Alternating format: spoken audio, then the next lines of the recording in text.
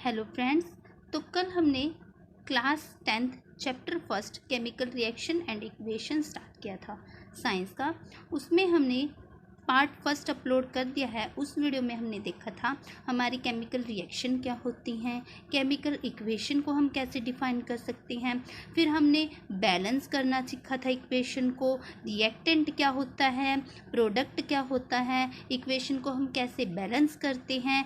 फिर हमने रिएक्शंस भी की थी, कुछ कम्बिनेशन रिएक्शन की थी, हमने डिस्प्लेसमेंट रिएक्शन की थी उसमें हमने, और हमने उसमें डिकम्पोजिशन रिएक्शन की थी।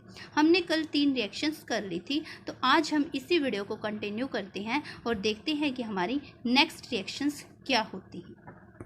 तो आज हम करेंगे डबल डिस्प्लेसमेंट रिएक्शन से स्टार्ट। हमने कल कर ली थी डिस्प्लेसमेंट रिएक्शन। अगर आपको डिस्प्लेसमेंट रिएक्शन समझनी है तो पार्ट फर्स्ट देख लेना, वो अपलोड हो चुका है।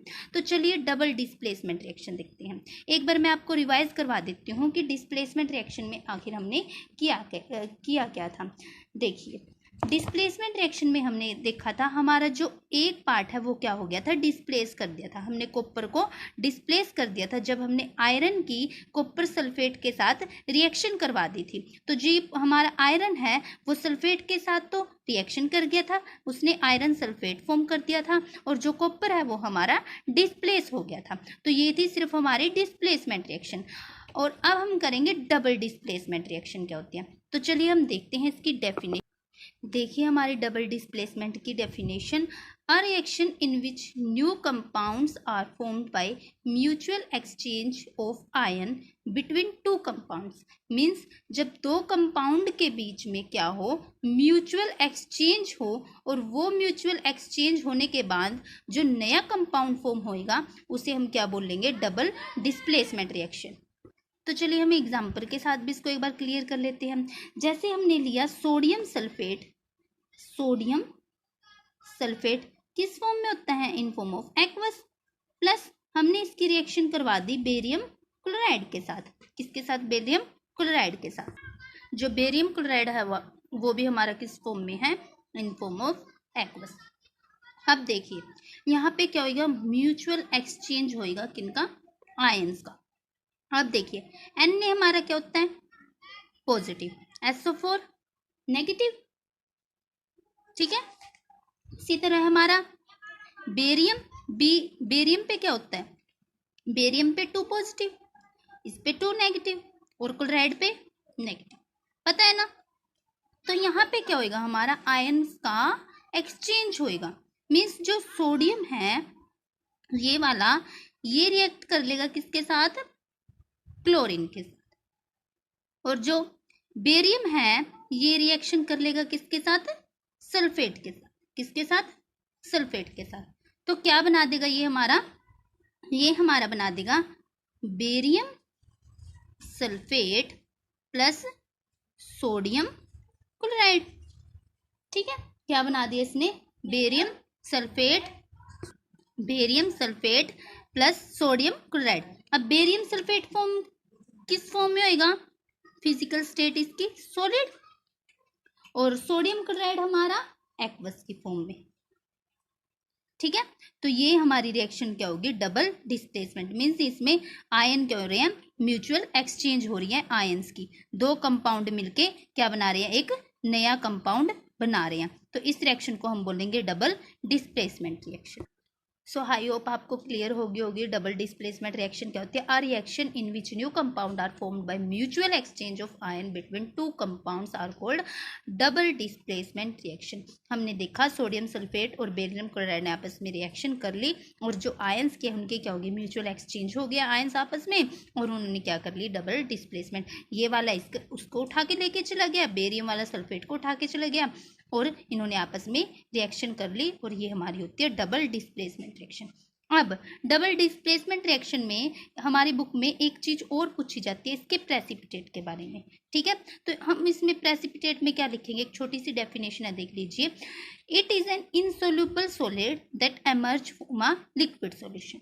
मीन्स ये केमिकल रिएक्शन के दौरान लिक्विड में बनाया जा सकते हैं या बनता है, ठीक है। It is an insoluble solid emerge from a liquid solution, ठीक है। तो ये है हमारी डबल डिस्प्लेसमेंट रिएक्शन। तो चलिए हम देख लेते हैं हमारी नेक्स्ट रिएक्शन क्या होती है।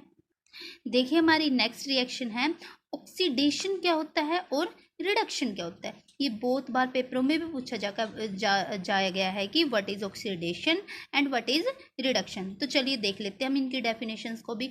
Oxidation, if a substance gain oxygen in a reaction, जब कोई सब्सटेंस ऑक्सीजन को गेन कर लेता है, ठीक है, उसे हम क्या बोलते हैं, ऑक्सीडेशन। मीन्स ऑक्सीजन का गेन होना, हम याद रख सकते हैं। ऑक्सीडेशन नाम से क्लियर है, ऑक्सीजन का गेन होना। जैसे एक एग्जांपल से क्लियर कर लेते हैं हम, जैसे कार्बन प्लस ऑक्सीजन, ठीक है, क्या बन रहा है हमारा, कार्बन डाइऑक्साइड।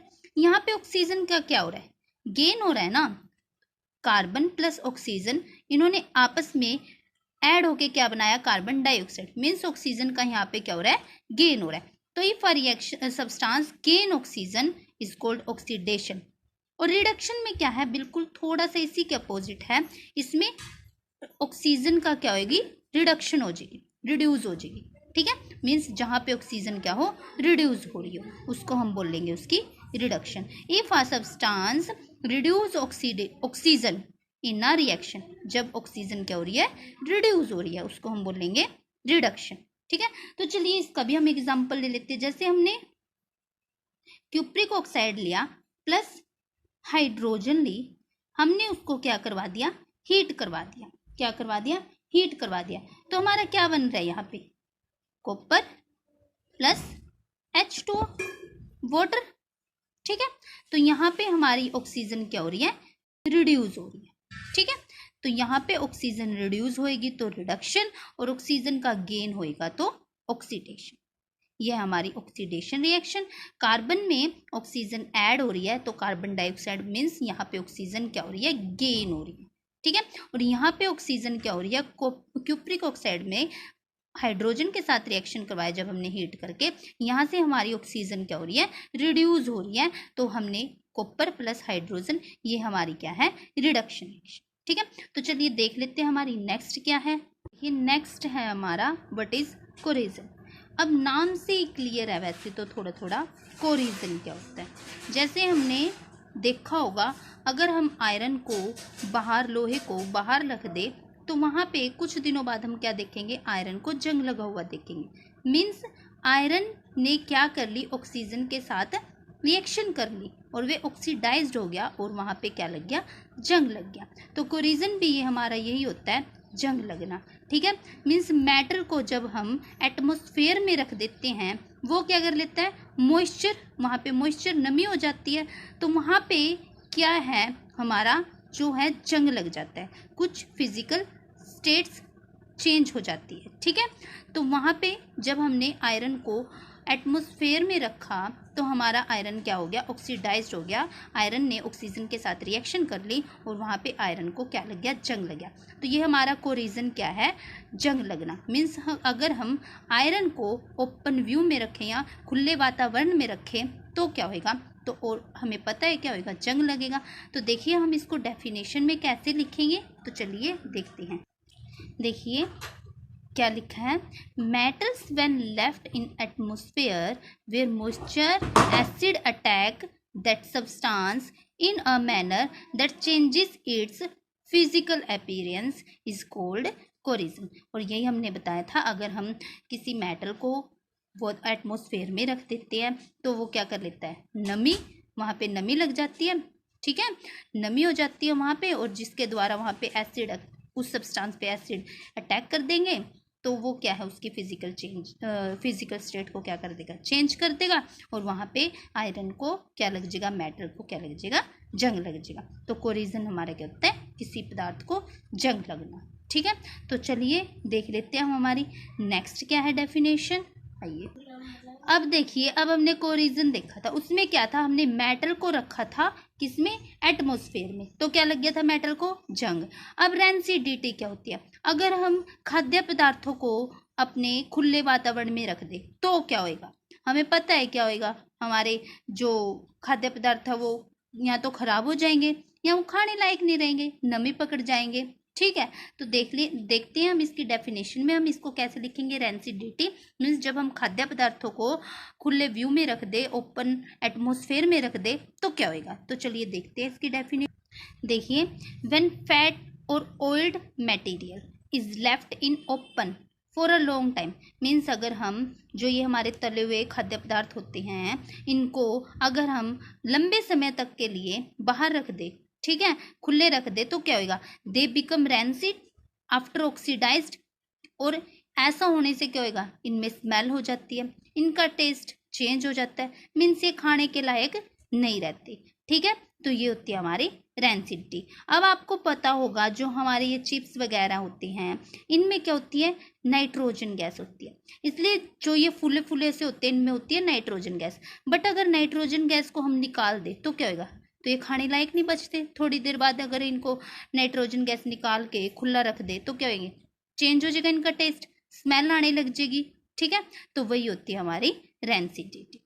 ठीक है, हम लिख सकते हैं जो हमारी नाइट्रोजन गैस है, नाइट्रोजन इन चिप्स पैकेट, जो ये हमारे चिप्स वगैरह के पैकेट होते हैं इनमें कौन सी गैस होती है, नाइट्रोजन गैस। ठीक है, ये गैस हमारी चिप्स पैकेट में, ये जो हम खाते हैं ओल्ड मटेरियल, इनमें क्या होती है, नाइट्रोजन गैस होती है। अगर हम नाइट्रोजन गैस को निकाल देंगे तो अगर इसको थोड़े समय के लिए हम ओपन रख देंगे तो ये क्या हो जाएंगे, खराब हो जाएंगे, खाने लायक नहीं बचेंगे। ठीक है, तो इसी तरह जो हमारा फर्स्ट चैप्टर है केमिकल रिएक्शन एंड इक्वेशन आज कंप्लीट होता है। आई होप आपको ये चैप्टर अच्छे से क्लियर हो गया। अगर कोई डाउट हो तो प्लीज़ कमेंट कर देना, अगर कोई मिस्टेक हो गई हो तो सॉरी। ठीक है, प्लीज़ अगर कोई मिस्टेक हो गई तो मुझे माफ़ कर दीजिए, और अगर आपको चैनल अच्छा लगा हो तो प्लीज़ लाइक कर देना। ठीक है, और अगर आपने पार्ट फर्स्ट नहीं देखा है तो वो भी देख लेना। ठीक है, थैंक यू, जय श्री श्याम।